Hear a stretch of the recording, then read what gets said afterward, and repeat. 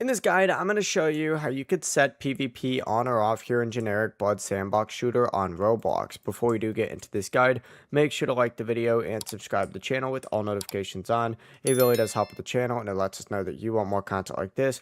We'd greatly appreciate it, and if at any point throughout this guide you did have any questions, just ask them down in the comment section below and we could help you out further. I'm going to be doing my best to reply to every single comment down there. Now, first things first, open up the game, and over on this right hand sidebar you're going to see a PvP on PvP off section.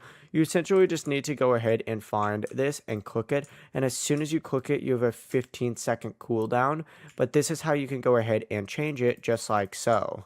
If you ever want to disable it, simply just go ahead and turn it off. It'll even put a thing above your head as well. But that really is the full process. It really is as simple as that. If you guys had any questions, ask them down in the comment section below and we can help you out further. I'm going to be doing my best to reply to every single comment down there. Before you do leave this guide, make sure to like the video and subscribe to the channel with all notifications on. It really does help us out and it lets us know that you want more content like this. We'd greatly appreciate it. Have a great rest of your day though. Peace.